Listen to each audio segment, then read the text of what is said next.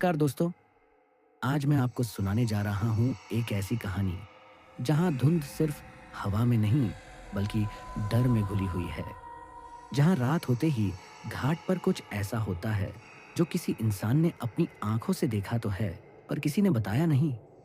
ये कहानी है अंबोली घाट की।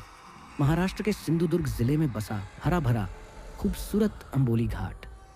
दिन में ये जगह किसी जन्नत से कम नहीं लगती, पर रात को वही घाट एक खौफनाक सन्नाटे में डूब जाता है।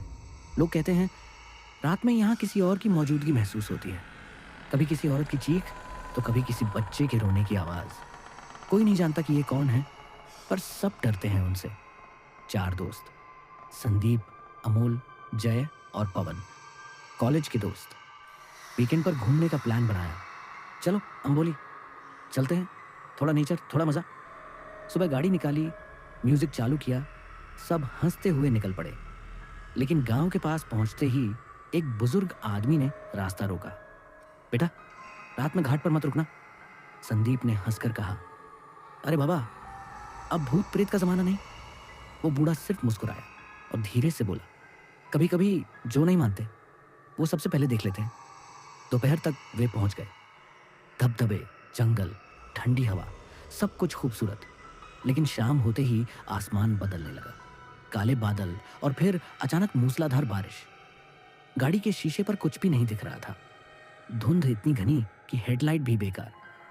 अमोल बोला, चलो यहीं कहीं रुक जाते हैं रात के लिए। पास ही एक पुराना लॉज दिखा, लकड़ी का बोर्ड टेढ़ा लटका हुआ। वे अंदर गए। रिसेप्शन पर एक अजीब सा बूढ़ा बैठा था।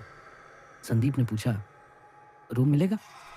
वो बूढ़ा कुछ सेकंड तक चुप रहा, फिर बोला, मिल जाएगा बेटा, और सुबह सूरज निकलने से पहले यहां से चले जाना। कमरा मिला, सबने बैग रखे। बाहर हवा तेज हो चुकी थी। जय बोला, चल बाहर चलते हैं, थोड़ा रोमांच चाहिए। चारों बाहर निकले। बारिश हल्की थी और धुंध इतनी थी कि हाथ सामने का भी नजर नहीं आता। और तभी दूर से एक औरत की आवाज आई, मेरा बच्चा खो गया। संदीप ने टॉर्च ऑन की। कौन है वहां? उसने पुकारा। कोई जवाब नहीं। फिर वही आवाज, मेरा बच्चा, प्लीज मेरी मदद करो। वो टॉर्च लेकर आगे बढ़ा। धुंध और गहराने लगी। उसकी सांसें भारी हो रही थी। और फिर वो दिखी, एक औरत सफेद साड़ी में, बाल पूरी तरह भीगे हुए, चेहरा नीचे झुका हुआ। संदीप ने धीरे से कहा, मैडम आप ठीक है? वो औरत धीरे धीरे सिर उठाती है और उसके चेहरे के नीचे कोई आंख नहीं, बस काले गड्ढे। और सबसे भयानक बात, उसके पैर उल्टे थे। संदीप पीछे हटने लगा, घबराहट में बोला, जय, अमोल, पवन। लेकिन पीछे कोई नहीं था, धुंध के सिवा कुछ नहीं। अचानक पीछे से किसी ने उसके कंधे पर हाथ रखा। वो पलटा। जय था। उसका चेहरा पीला पड़ा हुआ था, आंखें डरी हुई। वो बस फुसफुसाया, चल चल अंदर। दोनों लॉज की तरफ भागे। अमोल और पवन पहले से कमरे में थे।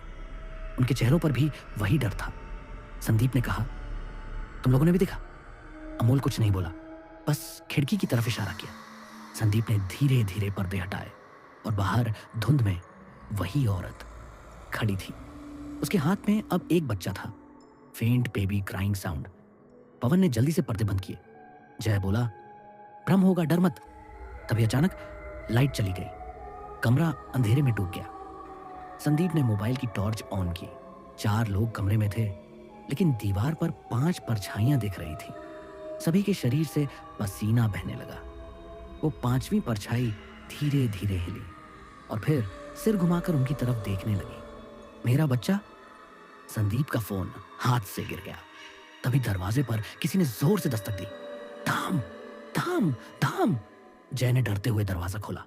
बाहर कोई नहीं था, सिर्फ धुंध अंदर आ रही थी, जैसे वो खुद जिंदा हो। चारों ने फटाफट सामान उठाया और कार की तरफ भागे।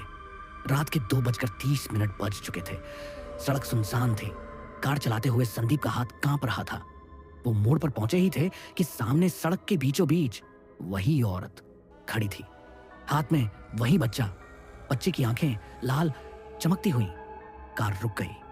वो औरत धीरे धीरे आगे बढ़ी। उसका चेहरा कार की हेडलाइट में साफ दिखा और वो मुस्कुरा रही थी। एक ऐसी मुस्कान जो इंसान की नहीं थी। कार रुक चुकी थी। चारों दोस्त एक दूसरे को देख रहे थे। किसी की आवाज नहीं निकल रही थी। वो औरत अब कार के बिल्कुल सामने थी। उसकी आंखें हेडलाइट की रोशनी में चमक रही थी। फिर उसने अपना हाथ उठाया और धीरे से कार के बोनट पर रखा। संदीप ने इंजन स्टार्ट करने की कोशिश की, पर गाड़ी बंद पड़ी थी। कुंजी घूम रही थी, लेकिन इंजन जवाब नहीं दे रहा था। वो औरत हंसी, धीरे से बोली, क्यों आए थे यहाँ? हमारा दर्द देखने? और फिर अचानक उसने अपने हाथ में पकड़े बच्चे को जोर से जमीन पर पटका। एक चीख गूंजी जो इंसान की नहीं थी। चारों के कान सुन्न पड़ गए। जय ने आंखें बंद की और जब खोली, वो औरत गायब थी, पर सड़क पर अब खून का एक निशान बना हुआ था। संदीप ने आखिरकार गाड़ी स्टार्ट की। चारों घाट से नीचे की ओर भागे। बारिश, तूफान, धुंध सब उनके पीछे जैसे पीछा कर रहे थे। पवन पीछे मुड़ा और जम गया। उसने देखा गाड़ी के पीछे की शीशे में पीछे वाली सीट पर वही औरत बैठी थी। बच्चा उसकी गोद में था। वो मुस्कुरा रही थी। भाई, ब्रेक लगाओ।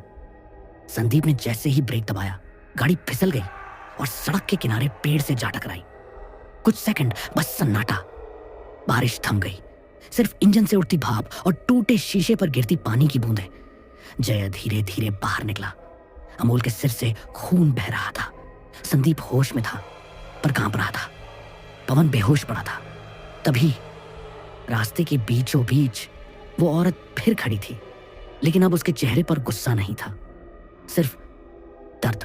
वो धीरे धीरे बोली, मैं नहीं चाहती थी कि कोई मरे, पर जिसने मेरा सब कुछ छीन लिया, उसका खून इस सड़क ने पी लिया। संदीप ने कांपते हुए पूछा, तुम कौन हो? वो बोली, कभी मैं भी इंसान थी। यहीं घाट पर मेरे पति ने मुझे धोखा दिया। मेरे बच्चे को लेकर मैं भागी और इस मोड़ पर उसी ने हमें धक्का दे दिया। हम नीचे खाई में गिर गए। तब से हम यहीं हैं, हर उस रात का इंतजार करते हुए जब कोई हंसते हुए यहां से गुजरता है। संदीप की आंखों में आंसू आ गए। वो बोला, हम माफी चाहते हैं, हमें जाना चाहिए था। वो औरत मुस्कुराई, धीरे से बोली, जाओ और किसी को मत आने देना। इस घाट पर फिर उसने बच्चे को अपनी गोद में लिया और धुंध में गायब हो गई। सुबह हुई। सूरज की रोशनी पहाड़ों पर पड़ी। धुंध धीरे धीरे छटने लगी। स्थानीय पुलिस को सड़क पर टूटी गाड़ी मिली। 3 लोग घायल हालत में और एक बेहोश। जब संदीप को होश आया, उसने देखा उसकी हथेली पर किसी ने लिखा था, वो अब सो गई है, उसे जगाना मत। लोग कहते हैं अंबोली घाट अब भी वैसा ही है, सुंदर, शांत पर रहस्यमय। रात में वहां अब भी किसी बच्चे के रोने की आवाज आती है, और कभी कभी धुंध में किसी औरत की सफेद साड़ी हवा में लहराती दिखती है। पर याद रखना, अगर तुम कभी वहां जाओ और कोई तुम्हें पुकारे, मेरा बच्चा खो गया, तो पीछे मुड़ना मत, क्योंकि वो अब भी वहीं है।